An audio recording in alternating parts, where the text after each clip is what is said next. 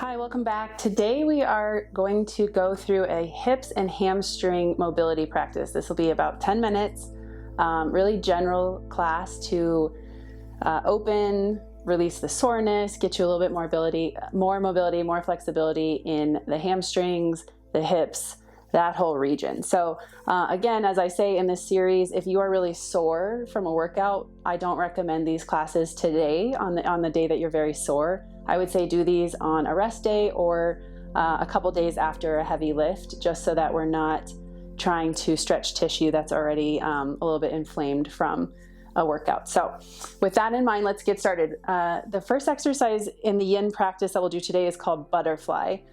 So bring your soles of your feet together, your knees will come wide. Now, for some of us, I know mobility is pretty limited in the adductors, the groin area. So depending on how far you are from the floor, you're welcome to use, I have a bolster here. You could use pillows, blankets, towels rolled up, anything you have underneath the legs to give you a little bit of extra support here so that you can release the weight of the legs. That's what we want to do here, is release the weight so the muscles aren't working and we get the stretch. So if you need that, grab something there that you have at home. Otherwise, let the legs dangle. We want gravity to work here to pull the legs down towards the floor so you get that strong stretch sensation here through the groin, the inner thighs, opening up that inner thigh area.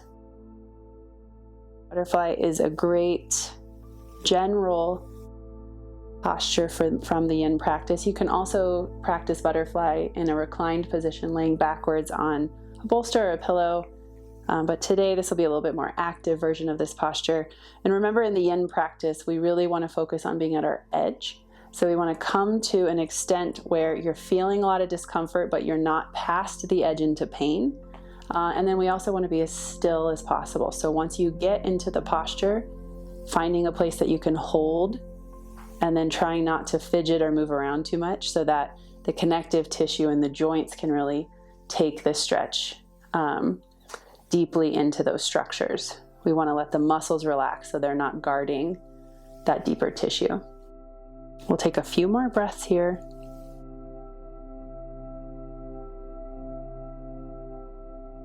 Make sure your shoulders are soft, your jaw is relaxed. We don't need any extra tension in our body in the practice.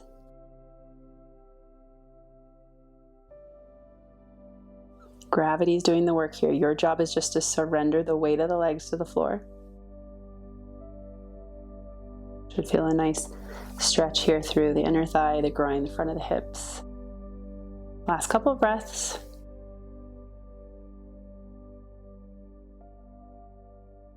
And then you can take your hands to the outside of the legs and help to lift the knees back up if that's a little bit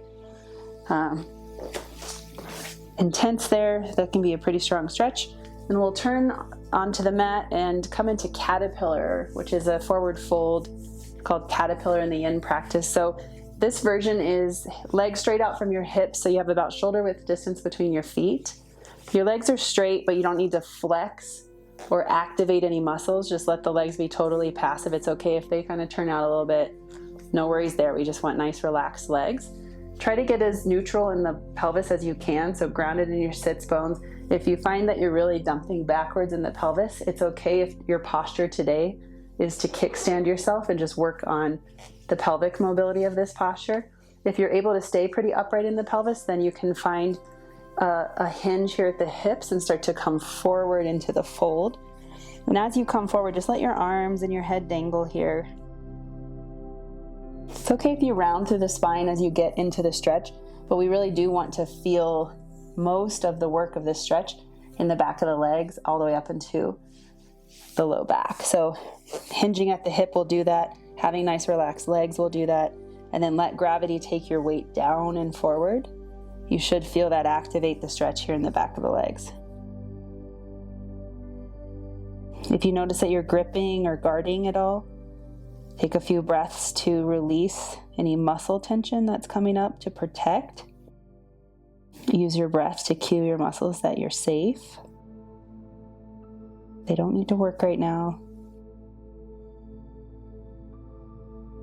Focus right now is just to get into the deeper structures of the back of the legs, the hamstrings, all the attachment points of our hamstrings and our hips and our knees. You might even feel some stretch here in the calves, definitely up into the low back where the pelvic structures all come together. We'll take a couple more breaths.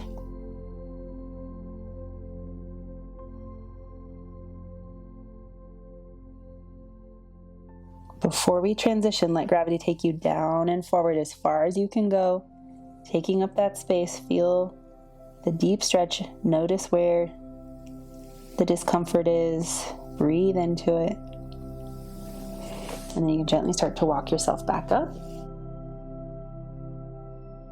And we'll flip around, coming into dragon pose in the yin practice, which is a runner's lunge, essentially. We'll start on the right leg, so take your right foot forward, keep your left knee on the mat, but you have a really nice big angle here so that the left hip can come down and forward and really activate the stretch in the hip flexor here. You might also feel some stretch in the right hip. Lots of different variations possible here in dragon, so you can stay up on your hands, especially if you've got really tight hip flexors. The focus is really on the release of the hip flexor in this posture, so stay up on your hands and then allow this to soften.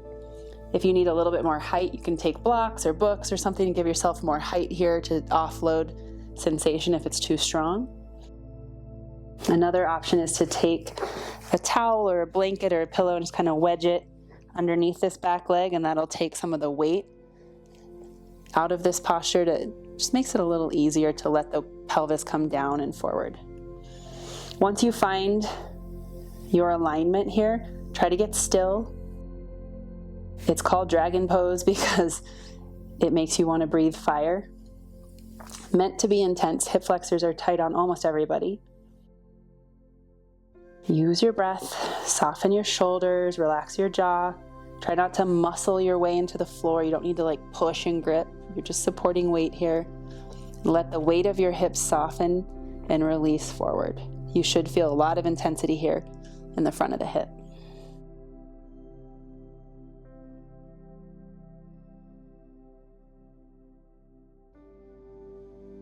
Just a few more breaths on this side. Not spending as many minutes in these postures as we would in a full-length class, but you're welcome to back to them or extend them out a little bit more. You can pause the video and give yourself a couple extra minutes on each side. We'll start to release from this side.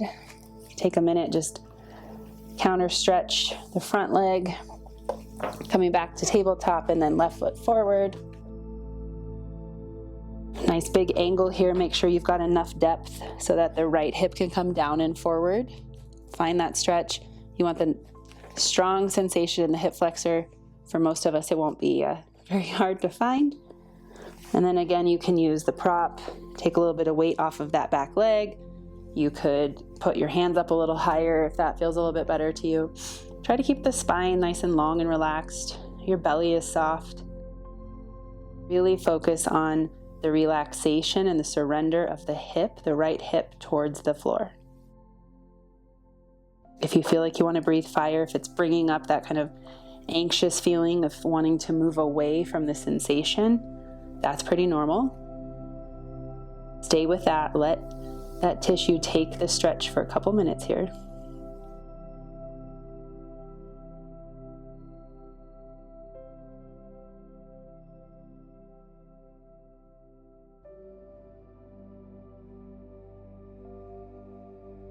Couple more breaths.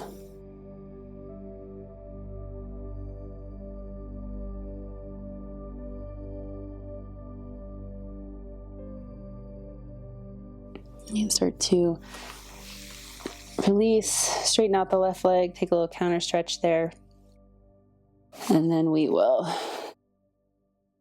release that. We're going to come back to seated for seated swan. So this is a variation on swan pose, or half pigeon is what it's called in yoga a lot. So you'll stay seated, hands behind you. Take your right ankle across so that it's on your left thigh. You can kickstand here, and where your arms are will kind of affect how much leverage you're putting on this stretch. But you should feel this pretty strong in the outside of the hip. Let the legs be relaxed.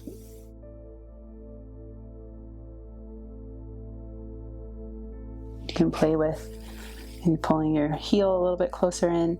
However much depth you need to feel that strong sensation there in the right hip.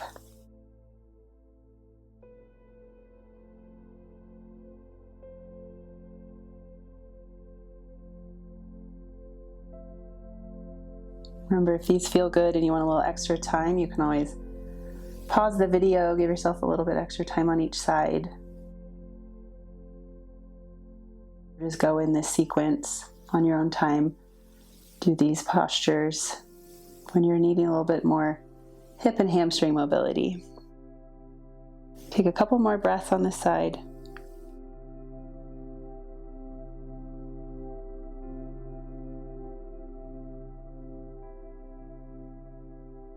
And then as you're ready, just place the right foot back on the mat, take the left ankle over onto the left thigh, get that in, or right thigh, find a spot there where it feels stable, and then again, you can adjust where your hands are, where your heel's at, finding that really strong stretch sensation outside of the left hip. In our Yin practice, we always want to be at the edge, so you're looking for enough sensation that it's uncomfortable, but not so much that you're past discomfort into pain. And that's one of the biggest lessons of the Yin practice and why it's so beneficial, especially if you tend to be involved in more intense exercise activities, is that Yin is really going to teach you to listen to the subtle cues of the body and understanding what's discomfort versus what's pain. It's a really important process of learning our body's limits, learning how to take care of our body, knowing when we can push a little harder, knowing when we need to stop. So even if this is not physically strenuous in the sense of sweat and breath, it is a really important practice to learn about your limits in your body and to extend those limits through practice. Last couple breaths.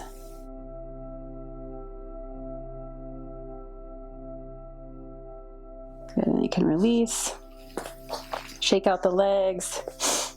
We'll come back to seated. And this wraps up our hips and hamstrings practice. Again, come back to this anytime you're looking for a little mobility tune-up in the hips, the hamstrings, the back of the legs. You can always pause between postures and extend them out. In a traditional Yin class, each posture would be held 3 to 5 minutes or so on each side. So if you do have the opportunity to put a little bit more time in, please do. But even if this 10-minute practice is all you can get in a day, that will really help in terms of mobility, flexibility, even strength. So thanks for joining me today, and make sure you check out the rest of this series. I'll see you again soon.